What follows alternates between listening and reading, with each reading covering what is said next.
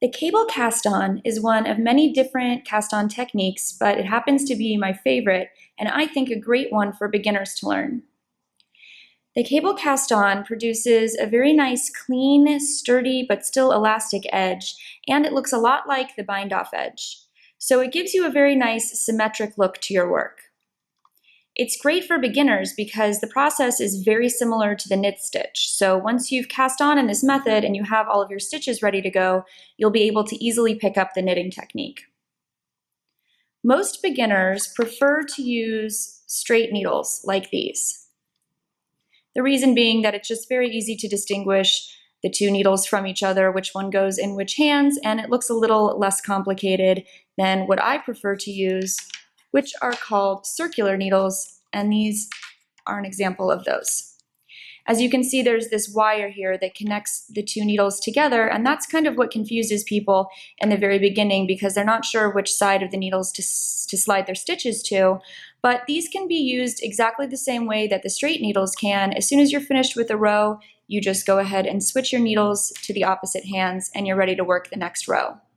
They're also great for working in the round when you have all of your stitches going around and around the needles, and you can just continue going around and around as you work.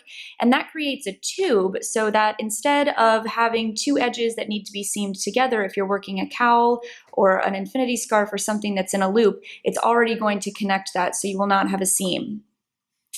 They're also wonderful for when you're working with a large project, such as a sweater or a blanket, when you have lots of stitches, too many that would fit on a single needle like this, but you can put all of your stitches on this center wire to hold them, so it actually gives you a lot more space to work a much wider project. So the first step in the cable cast-on, as in many cast-on techniques, is to create a slip knot. And this is a very simple thing to do. You simply wrap your working yarn around a few fingers, and then you want to pull through the working yarn through that loop that you just created and give it a little tug to secure it. The reason that it's called a slip knot is because you can gently tug on the working yarn to decrease the size of the loop, or you can tug on the loop itself to expand it. This slip knot is going to serve as our first stitch in our set of stitches that we're casting on. You want to go ahead and place this loop, leaving about an 8-inch tail, by the way. This is something you're going to weave into your project at the end, and you want to make sure that it's long enough to string onto a blunt needle and work back into the work. So you want about 8 inches here. This is called the tail, and the yarn that is connected to the ball is called your working yarn, and that's how I'll refer to it for the rest of the demonstration. So you're going to go ahead and place this on what will be your left needle in your left hand. One problem that beginners tend to have is that they want to hold on to the needles very, very tightly, and that makes their work extremely tight as well, which can be very frustrating because when you're trying to slip your needles in and out of the loops quickly and they're too tight, it makes it very difficult. So you want to try to cast on so that each new stitch that you're creating is about the size that 2 needles could easily fit in and out. I think that's a good rule of thumb to use. So as you are placing this first stitch onto your left needle, you want to make sure that you're keeping your tail out of the way so that you don't accidentally use that instead of your working yarn. Again, this will serve as your first stitch of your cast on. Now you're going to take the right needle in your right hand and you're going to insert it up into the stitch that we've put onto the left needle. Then go ahead and grab both of the needles with the left hand, and you're going to use your right hand to manipulate this working yarn to create your new stitches. You want to loop it over your pointer finger like this, and you're going to take this working yarn and wrap it around the right needle and then in between the 2 needles like this. You're going to then slide this right needle out of the original stitch while capturing this new loop that you've created with the working yarn. That looks like this. As you can see, I'm scooping up this new loop, and now we have 2 stitches. When you're casting on, you want all of your stitches to go on the left needle, so we need to now transfer this stitch over to this needle. You do that by simply inserting your left needle up into the stitch of the right needle and sliding the right needle out. You can give this a slight tug, but what you really want to, again, create is a loop that's big enough for a needle to slide up into it. So now we have 2 stitches cast on. This is where the cable cast on technique really takes off. Every stitch from now on is going to be cast on in the same manner. So the second stitch was slightly different than the way we're going to work the rest of them.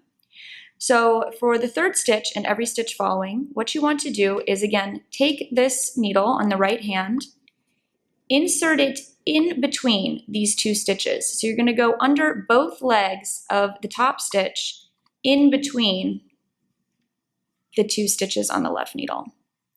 And you're going to again grab both of those with your left hand, use your right hand to manipulate the working yarn, bring it around the right needle and in between the two needles as we did before. And now again, we're going to slide the right needle out, capturing this new loop. So you simply pull it out from between the two stitches, capturing this new stitch, and then we're going to pull that out just slightly again to make sure that our cast-on stitches are nice and loose so that the rest of our work can be as well. Now again, we're going to transfer this stitch over to the left needle. So you just put your left needle up into the stitch while sliding out the right needle, and now we have 3 stitches cast on to our left needle. So to show you how to do that again, this is going to be the same way you cast on every following stitch onto the left needle, the same way we just did this third one. So we're going to take our right needle and insert it in between the top 2 stitches underneath both legs of the top stitch, like so. Grab both needles with your left hand. With your right hand, wrap the working yarn around the right needle in between the two, and then slide that right needle out, capturing this new stitch. Give it a little tug to make sure it's nice and loose, and then slip that onto the left needle and slide the right needle out. Now we have 4 stitches. So you're just going to continue doing this and cast on as many stitches as your pattern calls for. So we're going to insert this right needle in between the top 2 stitches underneath both legs of that top stitch. Wrap the working yarn around and through. Grab that new stitch and then slide it onto the left needle. So you can continue doing this until you've cast on all your stitches. And holding the needles is going to feel pretty clumsy in the beginning. But once you've practiced, it's going to feel a lot more natural, and you'll get a sense of how it feels most comfortable for you to hold your needles. I tend to grab my needles with my bottom fingers and then use my top 3 fingers on both hands to kind of manipulate things. But a lot of people use different techniques. Some people wrap this working yarn around their fingers a few times. I tend to just hold on to it with my bottom fingers here and use my pointer finger to manipulate it.